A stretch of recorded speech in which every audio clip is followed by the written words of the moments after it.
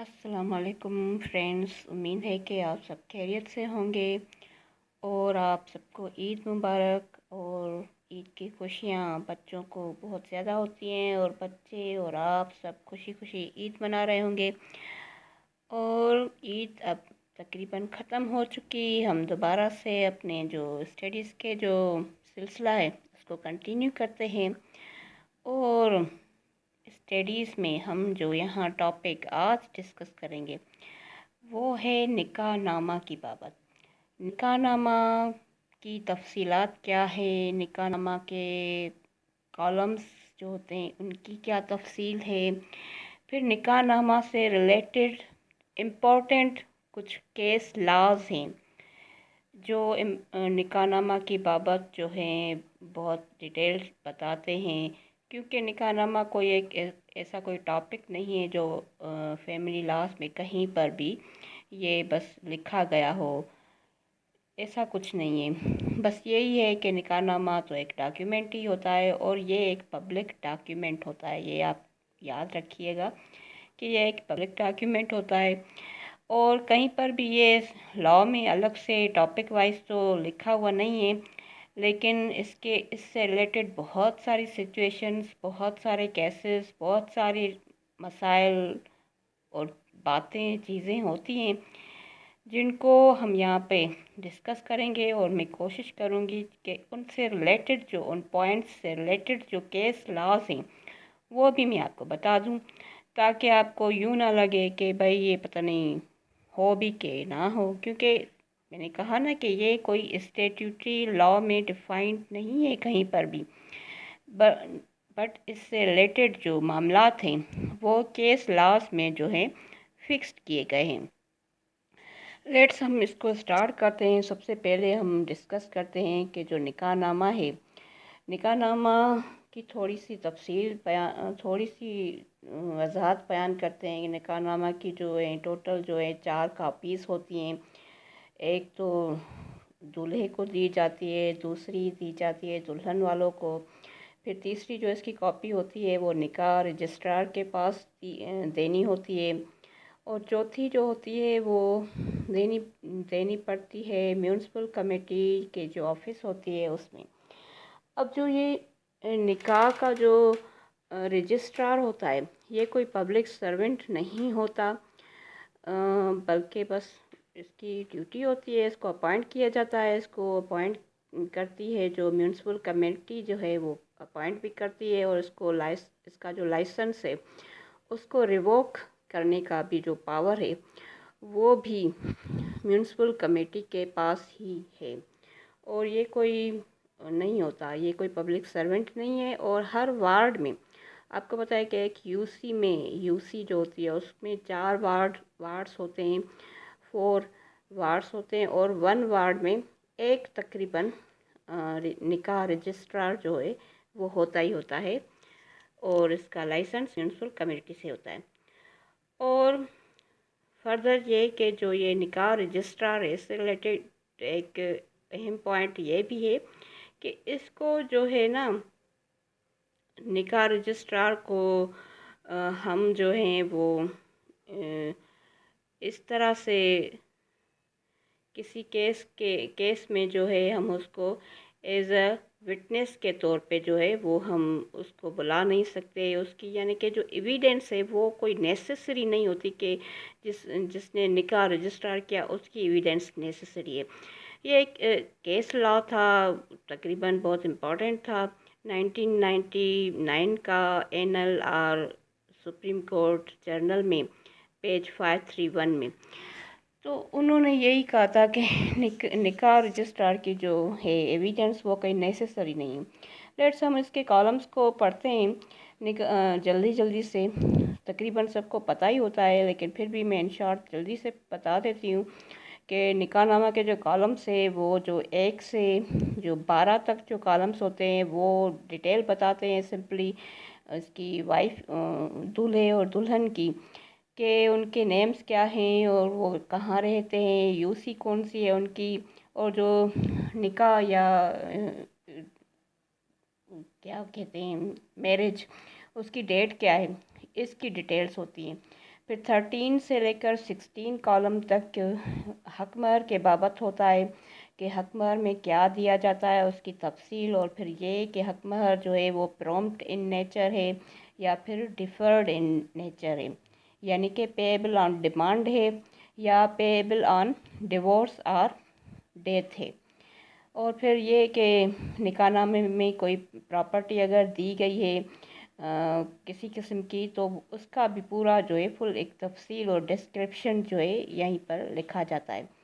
پھر کالم 17 ہے، یہ کالم جو ہے وہ کنڈیشن کے بارے میں ہے۔ میں نے آپ کو پہلے بتایا کہ نکاح نامہ میں جو ہے کنڈیشنز پٹ اپ کی جا سکتی ہے، لیکن وہ جائز ہو، لیگل کنڈیشنز ہوں۔ مثال کے طور پہ لڑکی والے کہہ سکتے ہیں کہ شادی کے بعد ہمیں تو یہیں رہنا ہے یا کسی الگ مکان میں رہنا ہے، سسرالیوں کے ساتھ نہیں رہنا۔ یہ کنڈیشن پٹ اپ کی جا سکتی ہے، اسلام میں اس کی گنجائش موجود ہے۔ پھر ایجوکیشن کی ہے، پھر اس کے بعد کیا کہتے ہیں، ایجوکیشن یا پھر لڑکی اگر جاب کر رہی ہے تو وہ کنٹینیو رکھے گی۔ اس طرح کے جو مطلب میوچول کنسینٹ سے جو کنڈیشنز ہیں وہ کی جا سکتی ہیں۔ اور اسی کالم میں جو ہے ڈاوری آرٹیکلز، یعنی جو جہیز جو دیا جاتا ہے لڑکی والوں کی طرف سے، اس کی بھی تفصیلات مینشن کی جاتی ہے، کیونکہ آگے چل کے آپ کو پتہ ہے، آپ کو پتہ نہ ہو اگر جنرلی عام سی پبلک بھی کیونکہ میرے لیکچر سن رہی ہوتی ہے، تو اگر آپ کو پتہ نہ ہو تو میں آپ کو بتا دوں کہ کورٹ میں جب ریزولیوشن ہو جاتی ہے تو بہت جو ایشو ہوتا ہے یہ ڈاوری آرٹیکلز کا ہوتا ہے کہ ہم نے تو بہت جو ڈاوری آرٹیکلز تھے لڑکے والے کہتے ہیں وہ تو لڑکی والے پہلے سے ہی لے کر واپس چلی گئی ہے، اب ہم کیا دیں، مانتے ہی نہیں ہیں بالکل۔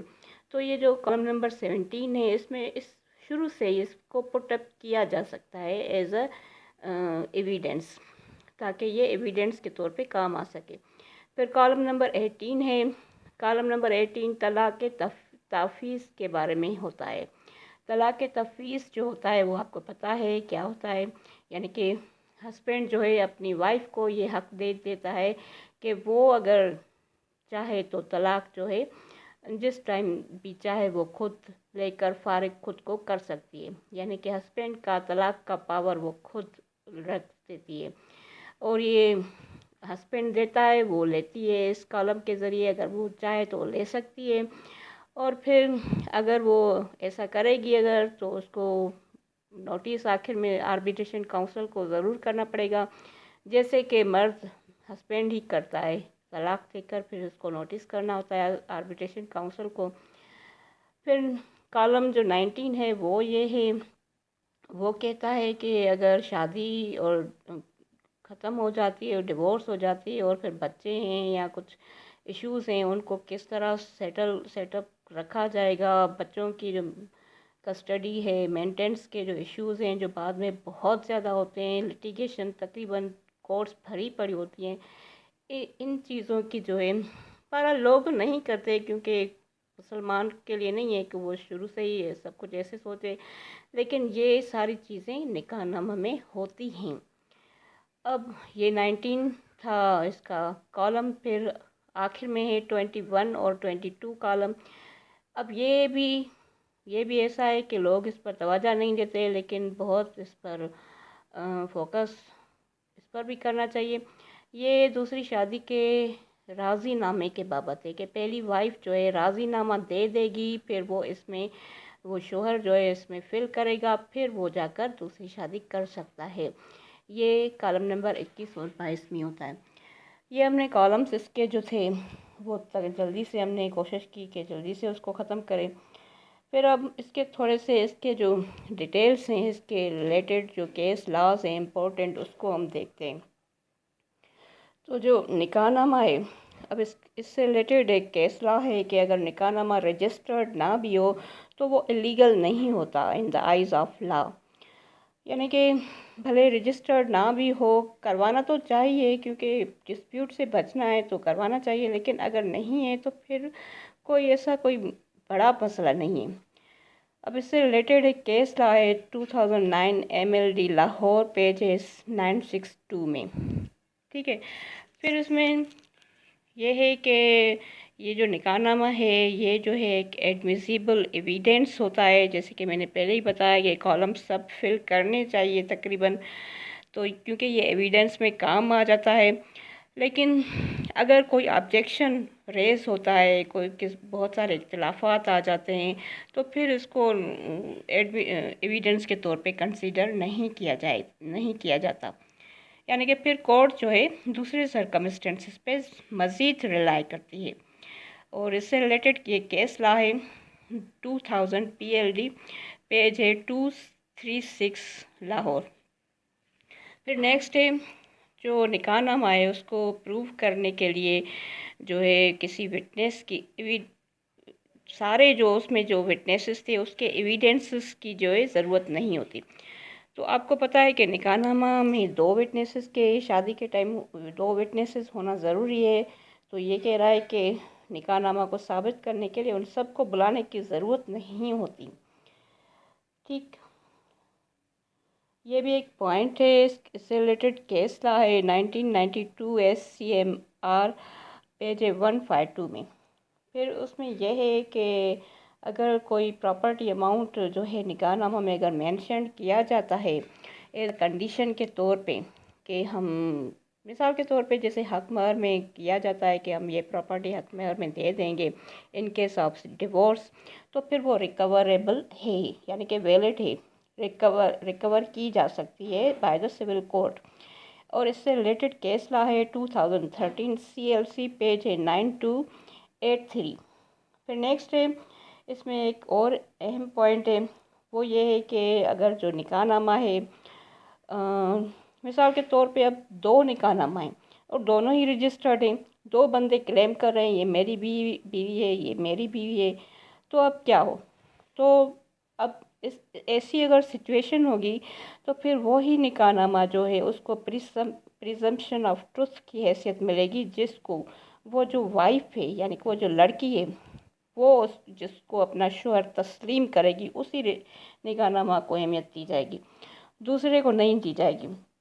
यानी कि अगर कोई बंदा ये कह दे कि भाई ये तो पहले मेरा वाला रजिस्टर्ड है, मैं इसका शोहर हूँ, तो ऐसे नहीं होगा कि वो पहले वाला ही उसका शोहर होगा, बल्कि ये होगा कि लड़की जो है जिसको तस्लीम करेगी अपना शोहर वो ही उस ऐसा उसके वो उसी के साथ ही कोर्ट उसको जाने के लिए अलाउ करेगी। अब इससे रिलेटेड एक केस है 2005 YLR, पेज है 156 में।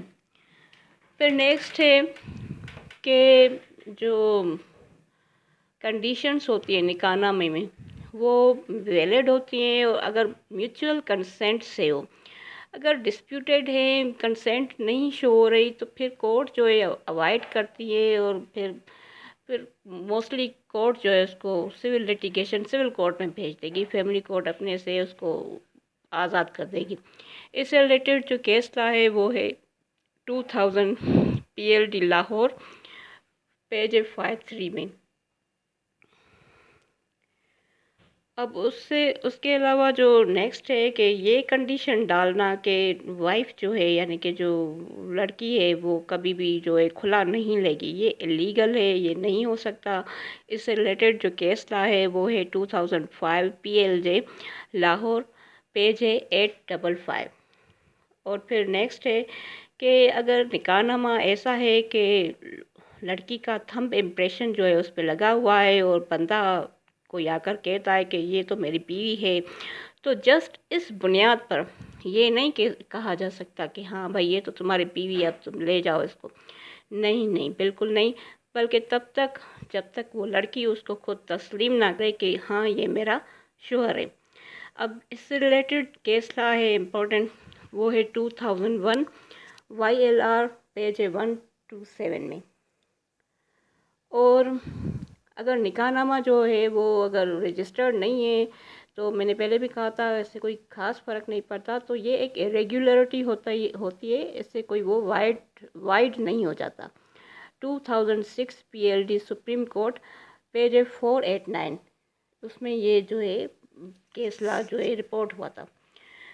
फिर उसके बाद जो है एनी टाइप ऑफ इकरारनामा, अब कोई भी ऐसा इकरारनामा है, एग्रीमेंट है रिलेटिंग टू द निकाहनामा कि भाई मैं तो आपसे शादी करूँगी या करूँगा, क्या यानी कि अभी तक हुई नहीं, तो उसको जो है ना वो कोर्ट जो है वो उसको जो है कैंसिल करवाया जा सकता है सिविल कोर्ट के थ्रू। कि जैसे कि हम कैंसिलेशन जो है सिविल कोर्ट में जाके डॉक्यूमेंट्स कैंसिल करवाते हैं, तो उसी तरह उसको भी कैंसिल करवाया जा सकता है। उसकी कोई ख़ास हैसियत नहीं है, कोई किसी को घबराना नहीं चाहिए। इससे रिलेटेड जो केस ला है वो है 2012 PLD बलूचिस्तान पेज 133 में। फिर अगर निकाहनामा जो है वो मुकम्मल तौर पे अगर मुकम्मल तौर पे डिस्प्यूटेड है बिटवीन द पार्टीज़, तो फिर जो फैमिली कोर्ट है वो फुली तरह एम्पावर्ड है कि वो ही उसको डिसाइड करे, उसके बाबत जो इंक्वायरी करे और ये मालूम करे कि व्हाट इज़ द ट्रुथ, जो क्या हकीकत क्या है, अफसाना क्या है। ये सिविल कोर्ट की ड्यूटी है, कोई डीसी की ड्यूटी नहीं है। डीसी को पावर नहीं है कि वो उसको बैठकर उसको करे उसकी इंक्वायरी। इससे रिलेटेड जो है केस ला है वो है 2008 PLD लाहौर पेज 66। और फिर एक नेक्स्ट बहुत एक और भी इम्पॉर्टेंट पॉइंट है, वो ये है कि एक जो लड़की है एक सने बलोगत में, जिसको लीगल टर्म में कहा जाता है सुई जूरिस SUIJURIS। तो एक जो सने बलोगत में एक लड़की है मेजॉरिटी एज वाली, वो फुली इंटाइटल्ड है कि वो अपनी मर्ज़ी से अपनी कंसेंट से निकाह कर सकती है। उसको वली की यानी अपने फादर के मर्ज़ी की ज़रूरत नहीं है। तो इससे रिलेटेड जो है केस लॉ है वो है 2007 PLJ लाहौर पेज 414। और उसके अलावा जो है अगर निकाह जो है वो वाइट नहीं हो जाता, अगर विटनेसेस जो है वो ना हो, तो वो इरेगुलर होता है लेकिन वाइट नहीं हो जाता। ये हमने पहले भी पढ़ा था कि रेगुलर मैरिजेस वो होती हैं, कौन सी होती हैं, वाइट मैरिजेस कौन सी होती हैं। अगर आपने वो मेरा लेक्चर नहीं सुना तो उसमें आप फुल डिटेल से उनको रीड आउट कर सकते हैं, सुन सकते हैं। तो यहाँ हम यही कह रहा है कि निकाह जो है वो वाइट नहीं है अगर वाइट विटनेसेस ना हो तो, ठीक है। जस्ट इरेगुलर है, विटनेसेस बाद में भी प्रोड्यूस किए जा सकते हैं। इससे रिलेटेड केस ला है 2010 PLJ और ये आज़ाद जम्मू कश्मीर की कोर्ट है, पेज है 1। ये इसका इम्पोर्टेंट केस ला था। और निकाह अगर कोई ऐसा मैटर कोर्ट में आ जाता है कि निकाह जो है वो डिस्प्यूटेड है, फिर मसला चल रहा है कोर्ट में, लेकिन जो निकाह को पढ़ने वाला था उसको कोर्ट बुलाती है लेकिन वो नहीं आता, तो फिर उस निकाह को दुरुस्त तस्वर किया जाएगा और उस क्लेम को खारिज किया जाएगा। तो इससे भी जो रिलेटेड केस ला है वो है एक इम्पोर्टेंट है बहुत, 1995 PLD लाहौर पेज 364 में। तो ये इसकी जो थी बहुत ही इम्पोर्टेंट पॉइंट्स थी। ये तकरीबन जो है लोग कंफ्यूज्ड होते हैं, रोज़ रिपीट होती हैं।